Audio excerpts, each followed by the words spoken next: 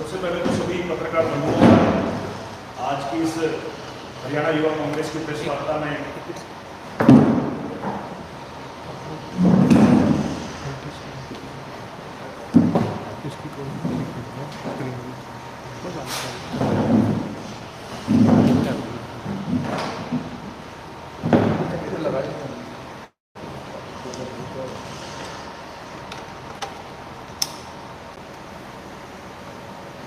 आज की इस प्रेस वार्ता में सभी पत्रकार बंधुओं का हरियाणा युवा कांग्रेस की तरफ से स्वागत करते हैं। आज की प्रेस वार्ता का मुख्य विषय सीईटी को लेकर है, कॉमन एलिजिबिलिटी टेस्ट। जिस प्रकार से आप सभी जानते हैं कि 5 और 6 नवंबर को सीईटी का हरियाणा के अंदर टेस्ट हुआ, परीक्षा ली गई, जिसमें लगभग 7,73,000 नौजवानों ने वो परीक्षाएं दी, जिसमें से 3,57,562 जो नौजवान थे वो उस परीक्षा में क्वालिफाई रिजल्ट में वो माने गए। सीईटी की नोटिफिकेशन के हिसाब से एचएसएससी द्वारा जो पॉलिसी बनाई गई उसमें यह बताया गया कि जितनी पोस्ट एचएसएससी एडवर्टाइज करेगा किसी पर्टिकुलर कैटेगरी के अंदर,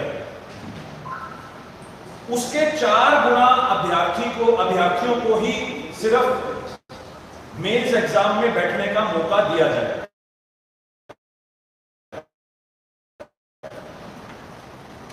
लगातार इस मामले को लेकर हरियाणा में जगह जगह प्रदर्शन हो रहे थे।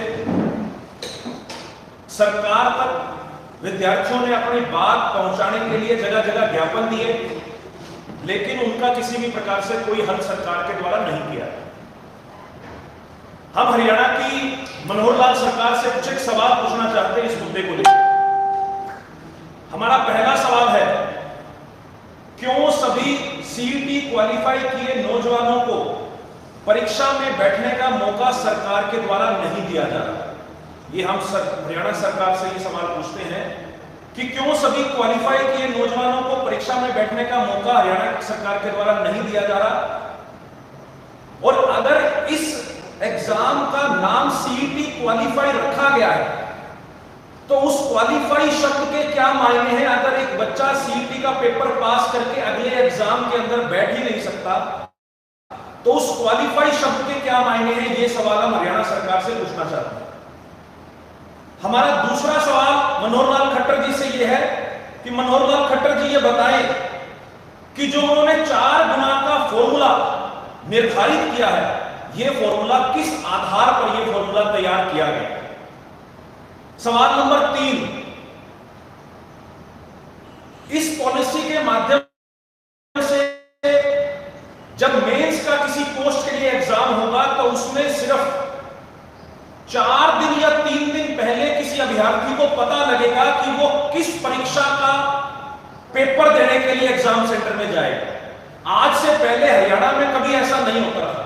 नौजवान लगातार 6 महीने साल एक परीक्षा की तैयारी करते थे, लेकिन आज का हरियाणा का नौजवान इस असमंजस के अंदर है कि उसको सिर्फ 4 दिन पहले पता लगेगा कि वो किस परीक्षा के लिए एग्जाम सेंटर के अंदर जाएगा। और ना ही एचएसएससी द्वारा सीईटी का result rank wise public domain में जारी किया गया, जिससे कि विद्यार्थियों को एक अनुमान लग सके कि उनका नंबर जो है वो किस एग्जाम की परीक्षा दे पाएंगे। तो ये सवाल भी हम हरियाणा सरकार से पूछना चाहते हैं।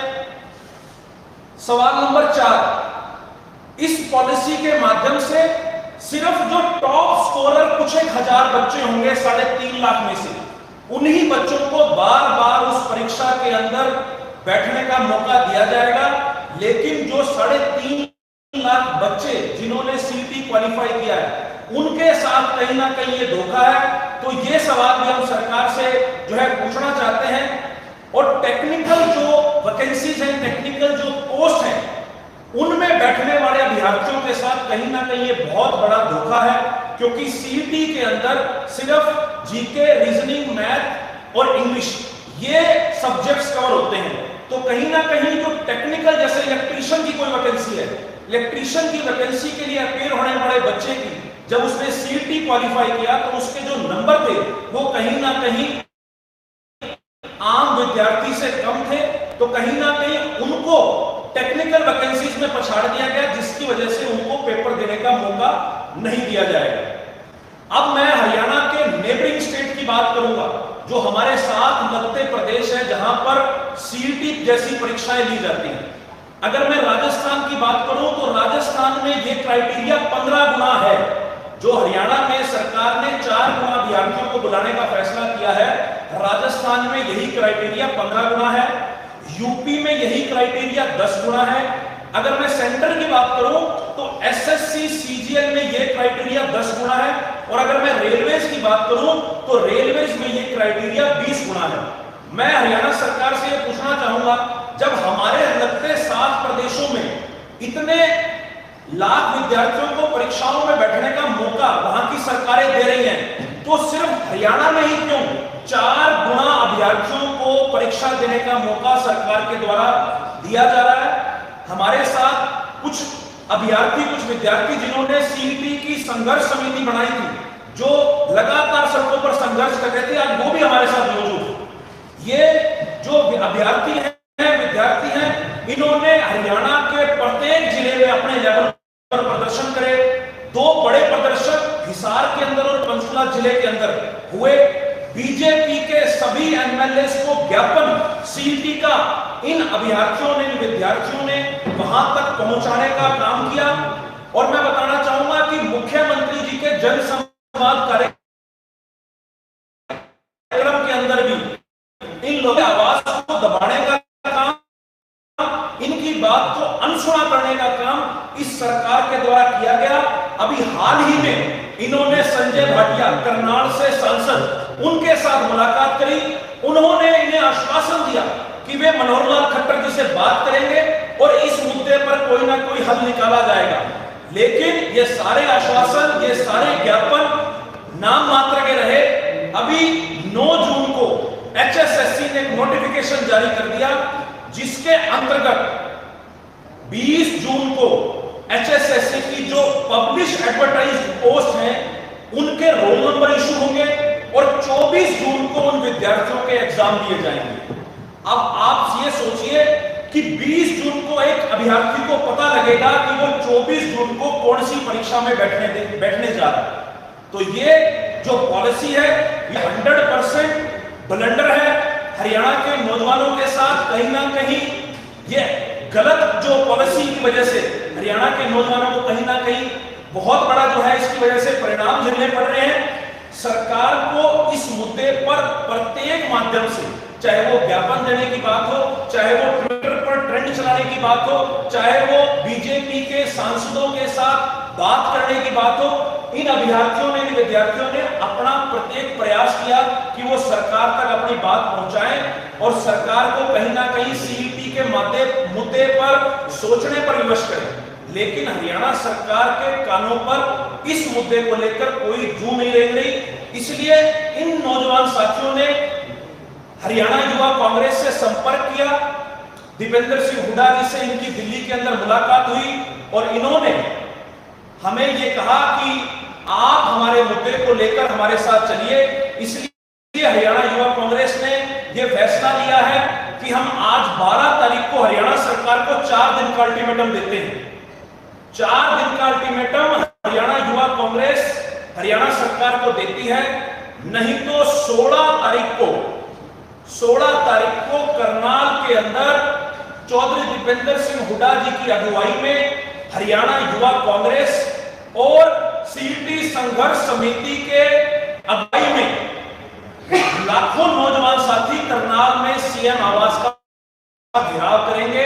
हम सरकार को ये 4 दिन का अल्टीमेटम आपके माध्यम से देते हैं, या तो सरकार इस मामले के ऊपर पॉलिसी चेंज करे, अन्यथा 16 जून को सीएम आवास घेराव करनाल के अंदर दीपेंद्र सिंह हुड्डा जी की अगुवाई में हरियाणा युवा कांग्रेस और हरियाणा के नौजवान करने जा रहे हैं। और मैं एक बात और क्लियर कर देना चाहता हूं, चूंकि इस गेजेटेड नोटिफिकेशन के अंदर 42/119/2019 5 GS1 ये 2019 का सीटी का नोटिफिकेशन है।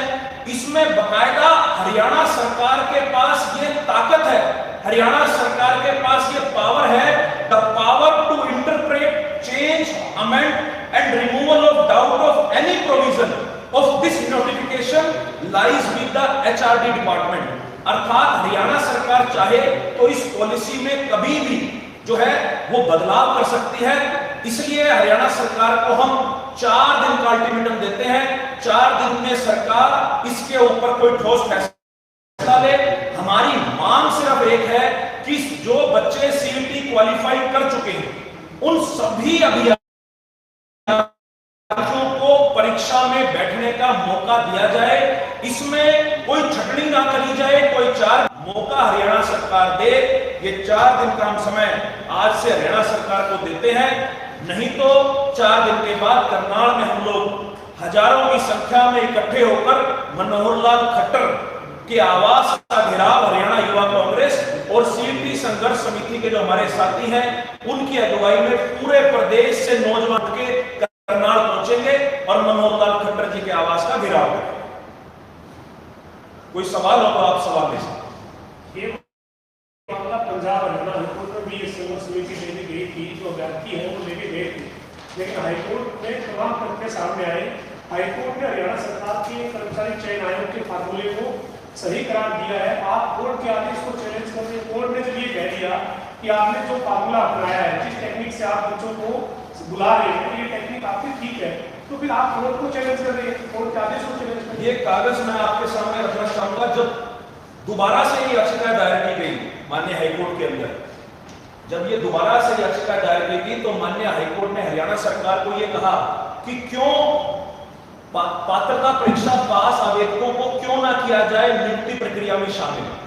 ये पॉलिसी मैटर है, हरियाणा सरकार का मैटर है, इसमें फैसला हरियाणा सरकार लेगी। कोर्ट ने सरकार को जरूर ये नोटिस इशू किया था, लेकिन ये फैसला हरियाणा सरकार ने करना। और बाकायदा मैं आपको ये नोटिफिकेशन दिखा सकता हूं।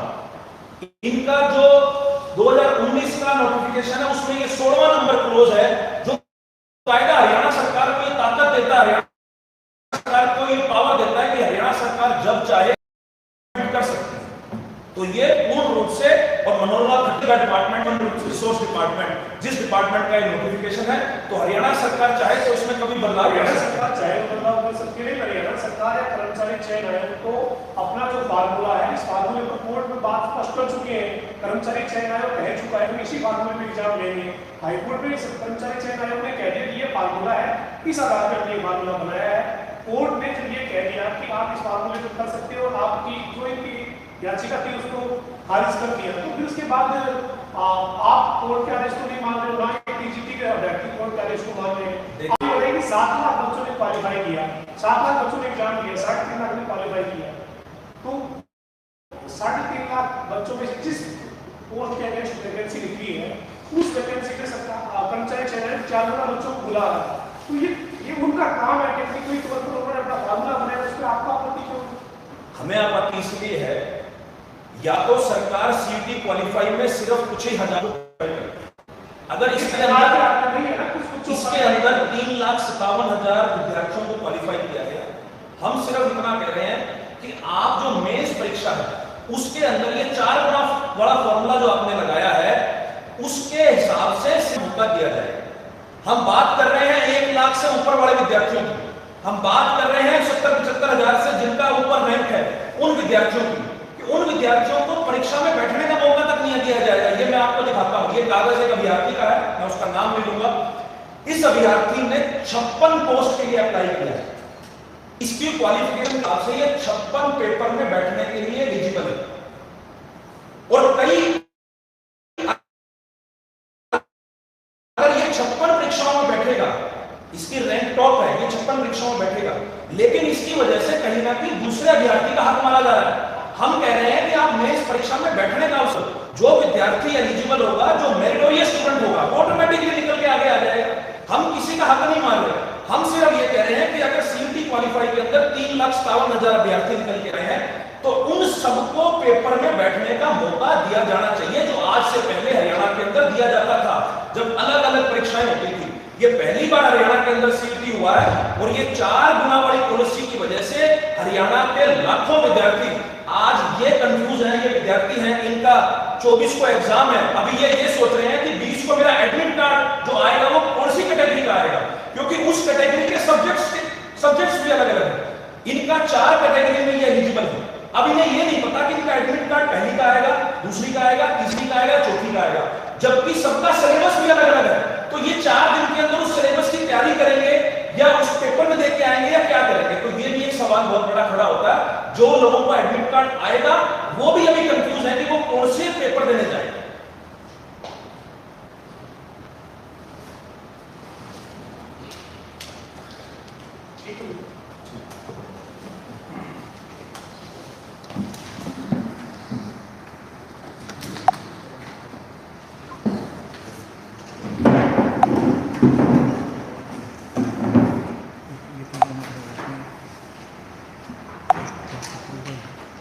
पोस्ट करना